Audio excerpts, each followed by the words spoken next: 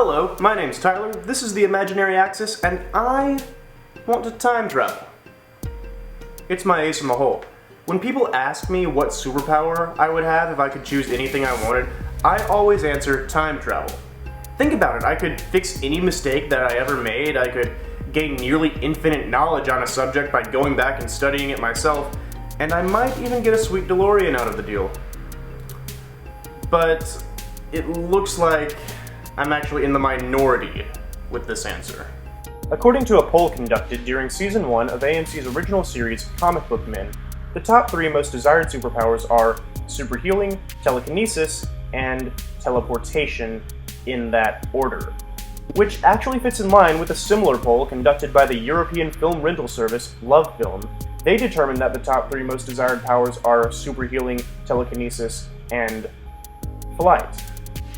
But regardless of all the statistics, there are some superpowers that nobody wants. There are some superheroes that nobody wants to be. Like Doorman, for instance, is a teleporting superhero who can only teleport you from one room into the next, his body acting as a kind of wall portal of sorts. To be fair, he does live up to his name, but that also means that a door can do his job just as well as he can, or sometimes even a solid kick. Genie can generate seismic waves, but it has to be equal to her blood alcohol level. In other words, she can be powerful, but she also has to be totally wasted first, which effectively negates her usefulness. I mean, because the person I want controlling one of the most powerful forces in nature should also be drunk out of her mind. Bouncing Boy can inflate into a giant ball, Zeitgeist attacks his opponents by vomiting acid, and once you realize that Matter-Eater Lad's power is literally just the ability to eat odd things without dying, you begin to wonder who the Legion of Superheroes won't let on their team. The answer? Arm Fall Off Boy.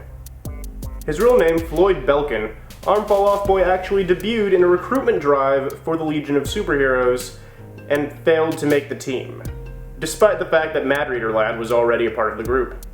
He claims to be able to use his detachable limbs as blunt weapons, and in his defense, getting hit with an arm probably would hurt, but he also once fell to pieces due to sheer panic, which sort of begs the question of when a power becomes a disability. Beak would know all about that. Barnell Bohus was a mutant with all the wrong powers, and he only became halfway competent after he lost them. He was like a human-bird hybrid invented by that friend of yours who points out how impractical superpowers would be in real life. Barnell had light, nearly hollow bones, a hideous beak on his face, and a human body completely covered in feathers. Anatomically accurate? Maybe, but pitiful for fighting supervillains. Beak was such an outcast that even some of the X-Men had trouble relating to him. And these are guys who are already the outcasts of society. His most memorable battle strategy was attacking Magneto with a metal baseball bat.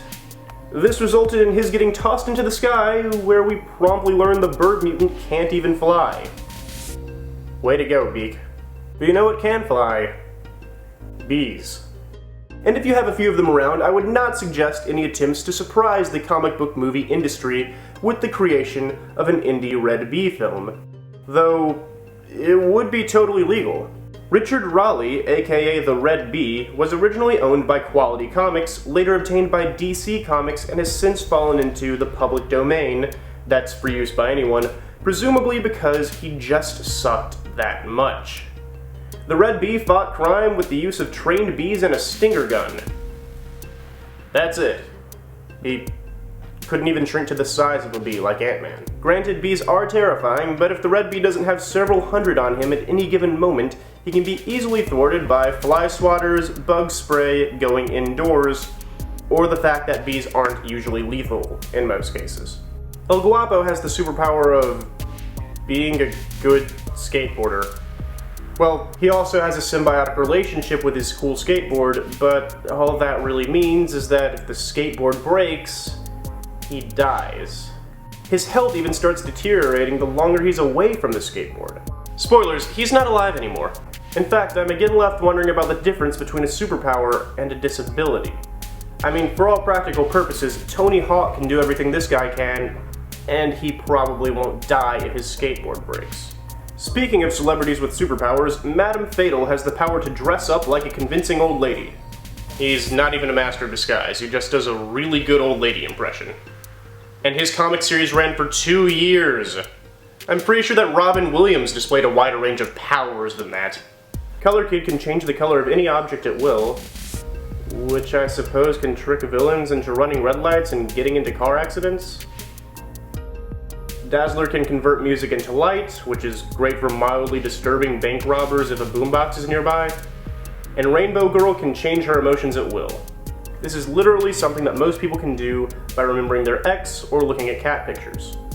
Then there's Hindsight Lad, a hero who claims he has the ability to know how events could have played out after they've already happened. Meaning he could... Okay, no, this one's pretty much useless. But at the end of the day, there are nearly infinite possible ideas for superpowers, both useful and useless. In fact, it's very likely that the worst superpower ever conceived hasn't even made it to a comic book yet. There's a website called pointlessssuperpowers.com, where you can view a collection of over 5,000 different suggestions for the most useless superpower ever created. Any visitor can write his or her own suggestion, vote on previous entries, or even share their superpowers on Facebook or Tumblr.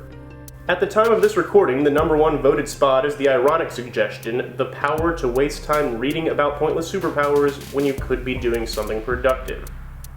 Huh, maybe I'll write my own.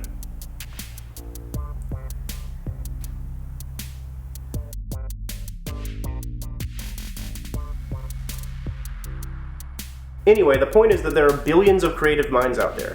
7.3 billion, as a matter of fact. Estimates of how many thoughts the average person has have varied a lot, mainly due to difficulty defining exactly what a thought is.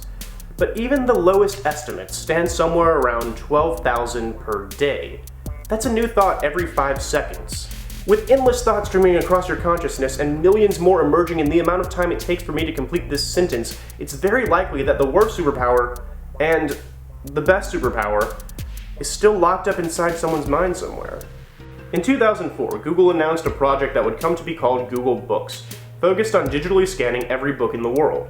The project made a leap forward in 2010 when they announced that they had successfully counted every book in the world that they would be scanning. 129,864,880.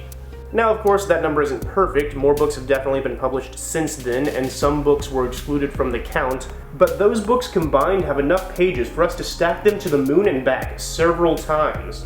And yet, if I read all of them, I would still have absorbed less than 1% of all the ideas ever considered. So, what's the worst superpower? You tell me.